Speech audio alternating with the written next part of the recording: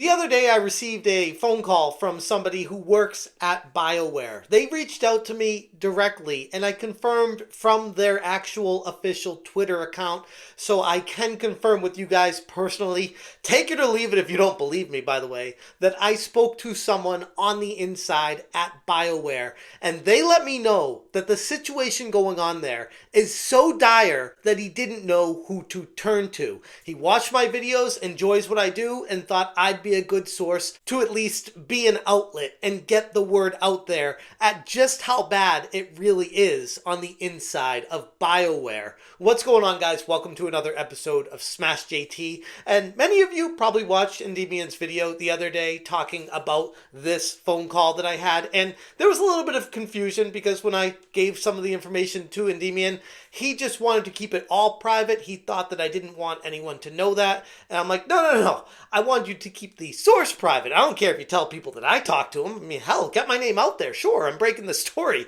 Totally cool with me, but whatever, it's fine. I don't really care. The most important part is getting the information out there. And what was told to me on this phone call blew my mind. Hit that subscribe, give me a like, and check out smashjt.com for the full article going over with a fine-tooth comb a nearly hour-long phone call that I had with a source working at BioWare who has been on the Dragon Age the Veilguard project since the beginning. Well, not since it was Dreadwolf, but since the beginning of the Veilguard. And in the phone call, his voice was a mix of frustration and despair, not knowing who to turn to or who to even talk to because he can't trust actual professional journalists out there because they're anything but that. They're part of this cult. They are one and the same. You need to get out of that bubble and talk to actual normal people and let others know this is what's happening with the entire video game industry. An employee at BioWare reached out to me via DM on their official Twitter account, and I could confirm from that they were exactly who they claimed to be. And from that, we scheduled a phone call. A call that ended up lasting nearly an hour long. He wanted to let me know about the situation going on at BioWare right now because he felt so helpless to fight back alone. And from what he told me about BioWare today, it paints a very dire picture of what's going on behind the scenes at the offices there. He claimed that the company is intentionally discriminating against men and selectively hiring individuals who parrot and embrace the specific ideology that the higher-ups are demanding. He personally reached out to me after watching my videos, and he emphasized the importance of speaking out against what he referred to as the woke virus that's run amok in these offices, infecting the entire game industry on the whole. He's been somebody who's worked in the industry for decades, and this is something that he's talking about, seeing it as a new frontier coming in and sweeping through everywhere, not just BioWare. Every company, the contacts he has, he communicates with other people like him in the industry, seeing this happen, and they're saying it's happening at many other game companies right now. They're all suffering from the same issue. He told me that they're promoting liberal, white, typically trans, or at least queer, or at least on the LGBTQ plus ZYXA spectrum, women, and holding down everybody else, including even some gay men, if they didn't go into the LGBT and go trans and make sure that they were part of the club. It depends on a few variables, but the greatest takeaway I had from it all was it's all based off of sexual identity. None of it has anything to do with the creativity of making a game. The insider disclosed that BioWare's corporate culture has become more woke than anyone could ever have possibly imagined, even seeing some of the stuff from Dragon Age the Veilguard. According to him, the identity politics at play within the company are more intense than any current level of public perception suggesting, and it's now reached a point where BioWare themselves is singularly focused on hiring based off of gender and ideological compliance, like it's part of the test to get into the company for new people that they're hiring. And he even went into talking about how the current employees, his coworkers, ask questions and talk about openly at the office, LGBTQ, the gay stuff that they're into, and things they do when they close the bedroom door out in the open, like just there for people to talk about, and it like makes them feel uncomfortable to the point of being like, can I even say anything about this? It's kind of weird that it's become so acceptable in the office hallways, water cooler talk. It's literally everywhere. He stated that men are excluded entirely from the conversations unless they identify as some sort of non-traditional gender or orientation. And at BioWare, as I was told from him, they're only interested in hiring people they can control within the company. They want what they can be considered a cultist, because only the people that parrot and embrace the exact same ideologies are the people they can trust there.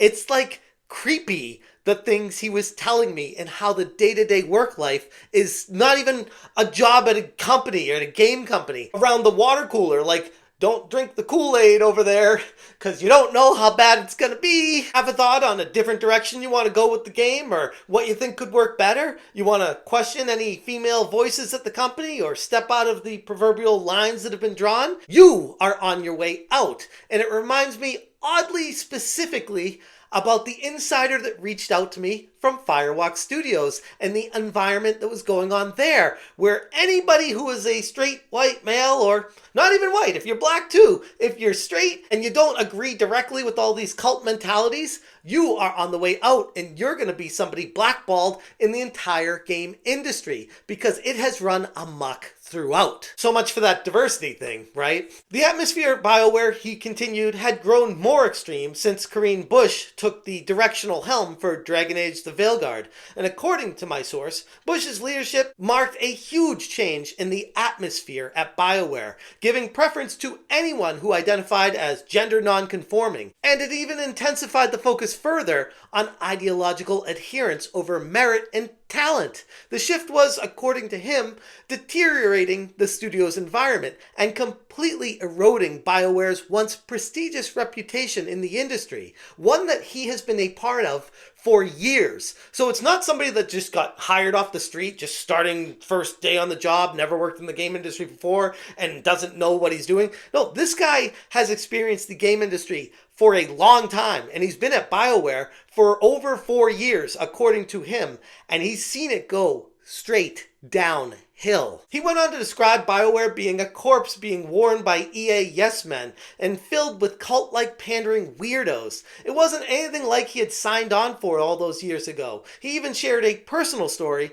about how he was called into HR to discuss a situation that a female coworker at the office complained about him and said he made her feel uncomfortable in order to ensure her job was safe and, more importantly, holding him down below her, even though, according to him, he did nothing wrong at all. In a weird way, it could be described as a modern form of corporate slavery. Like, I even asked him that. I was like, this kind of feels like slavery in a way, where all these masters at the office are making sure that you are in line, in your place, and you're not allowed to say anything that steps out of line because you will be excommunicated from the cult and, like I said, blackballed out of the entire industry. To which he said, yeah, that's actually a perfect way to explain it. He went on to tell me that the person that complained about him was a female employee that was clearly, visibly, mentally unhinged and would claim anything to get ahead.